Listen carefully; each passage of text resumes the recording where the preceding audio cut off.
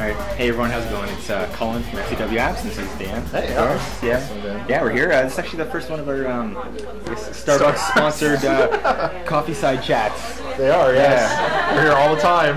Yeah, so this is the mobile office, if you will. But yeah, today we're going to just sit around and talk about what we've been playing, you know, some news in the app world. Yes. I actually want to get your opinion on submitting stuff to the App Store, so we have some tips on that for people. Sure. But yeah, let's start off with what you've been playing. What's been going on this week? You know, what I've been playing, I got Yahtzee Adventures. It was on for 99 cents in one day in the App Store. It's by, I believe, EA.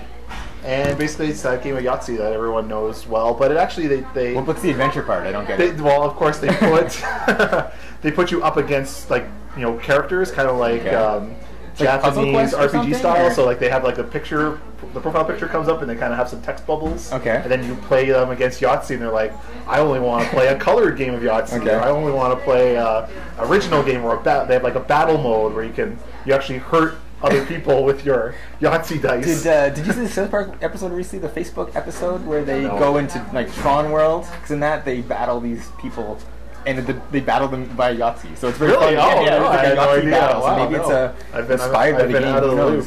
Yeah. But no, it's a tight game of Yahtzee. The thing I like most about the app is that you can bypass the computer playing. So a lot of these CPU, you're forced to watch them play Yahtzee. I don't really want to see that. Mm-hmm. So you speed through, you can see what they did, and then you go and play your Yahtzee game. One thing that I've been playing a lot of is actually Charadium. I don't know. Did I show you that one before? Charadium. It's is that the one where you draw? Yeah, it's Pictionary. Oh, Pictionary. Yeah, Pictionary. And it's done by NGMoko and uses the plus system. So it's got really cool leaderboards and all this stuff. It's actually the best thing about it is it's very fast. So I mean, like you jump into a game and you can play right away. Really cool. And I'm actually surprised that the actual Wang drawing ratio is as low as I expected for being on the air. I would have thought it'd be the chat roulette Pictionary. That's exactly the way people describe it is chat roulette Pictionary. But it's. But I mean, I saw you play it and you just cheated and you wrote the word into the. Only for the tough stuff. Come on, I mean it's. But it's good though. I mean, a lot of times that you're impressed that. People can figure out your stuff. And I'm still just playing the light version, the free one. It's got like ads after every round of about like 18 different things. But I saw that it was really quick on the updating of the drawing. That was the best thing is you can just jump in and you're basically in a party room right away, and you can like play a game starting in like 5 seconds, and then you can have like a good 10 minutes of fun. And that's the good kind of like stuff. That jump in, jump out. Yeah, exactly. Kind of, and that's actually interesting. It's like jump in, jump out, and it's multiplayer. Yeah, so like these rooms just are always there and just. Whoever floods in, floods out. And I mean, I've still been playing the free version because I'm too cheap to pay 99 cents or whatever it costs. And it's still a lot of fun. Yeah. Says the guy with the Steel Battalion controllers. True, yeah. All right, what else you got? The other game I just got, I saw Scramble 2. So I don't know if you're down with Scramble. That's by the... Mr. Board Game over here. Is that like it's Scrabble? It's Boggle. Okay, Boggle. Okay. But it's by the Zynga, that like big Facebook company. Yeah. So it's completely integrated into Facebook. It's basically Boggle. You can play against other people online. I think I only see about 80, 90 people in the live room playing. But it's actually got really good touch mechanics. The words come up or the letters come up, and you just use your finger to drag between all the words, and it just bubbles up, and you get your 2 minutes. Cool. And I mean, it's free Boggle app, and I'm never a big fan of Boggle, but I've been playing it. How's your vocabulary? I know it's terrible. No, all those 3-letter words. I just like. I think what everyone does is they swipe their finger really fast in all the common directions to try to get like words out. Because it's all time based, right? Yeah, because I don't believe anybody really knows these 3-letter words that they're getting like 57 of the 74 words on the Boggle board in total. Okay. Right? Like, there's no way they know them all. That's what I do. Okay. Maybe I'm just the Boggle team. I don't know. Another one I've been trying to play Tilt to Live. I bought this game a while ago, and it just because there's a lot of people in the video game. Yeah, I heard a lot of good feedback about it. That are playing it. I mean, they're still playing it. They're racking up huge scores, like 12 million and stuff. I'm like, I don't even understand how they're doing this. You can't even get your little dot to stay in. I suck at this game so much. I don't know what it is. Maybe it's the tilt. I can't quite maneuver my little ship. I got bad. I don't know, accelerometer reflexes or something. It's a new like motion. It's a new. Maybe we're the joystick generation. I 99 for it. Yes. And that's what precluded me from buying it. Yeah. I trusted these people, and I was disappointed by it. I don't know. It looks good, but I mean, I can't get past like 30 seconds. Yeah, I got the free version too, and I was just like, it's too difficult. It was too difficult just to play that game. You know what? One more good one? I want to just complete this dice kick that I've been on. I've been playing this. There's this light game. It's called 10,000. Okay. And it's basically a dice game where kind of like Yahtzee, but different rules. Okay.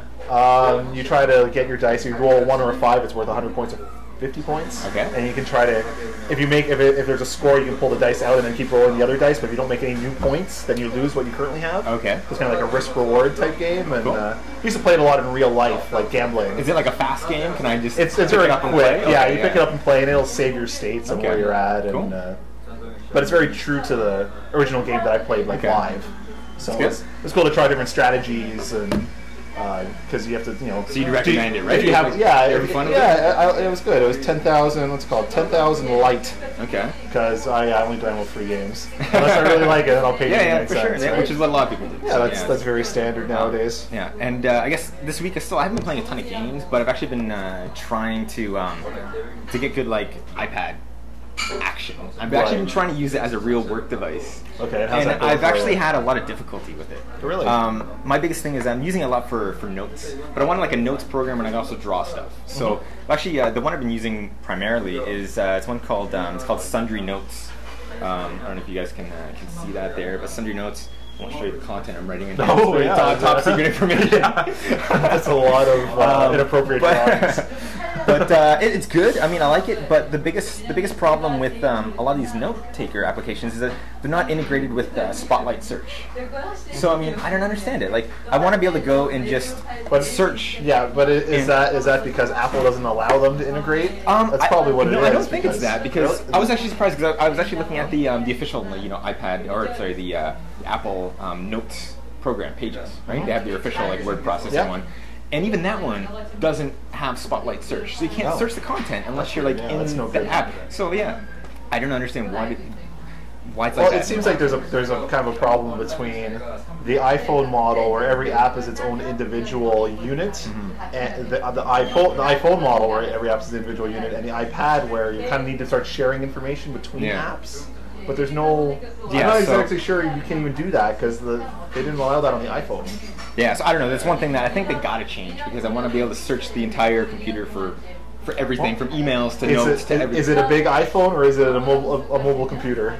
Which one is it? But I mean, if I'm using it so I can't really use it fully for work purposes yet, and I'm waiting for something. Even I tried so many ones. I tried Evernote and a bunch of other note-taking applications. Actually, the only one that does search stuff is the notes program, which is the most simple basic thing, but that's not good enough for keeping multiple projects together, and you can't do anything but type. You also want to draw pictures and stuff for when I'm bored, doodling at work. Do you find when you bring your iPad into a meeting that it takes 20 minutes before the meeting starts? You got to pass it around to every single person. A good 5 minutes at least. And you have to have a whole. Do you have a whole 5-minute intro of the iPad? My sales guy. Yeah, you give people okay, here's what you do with it.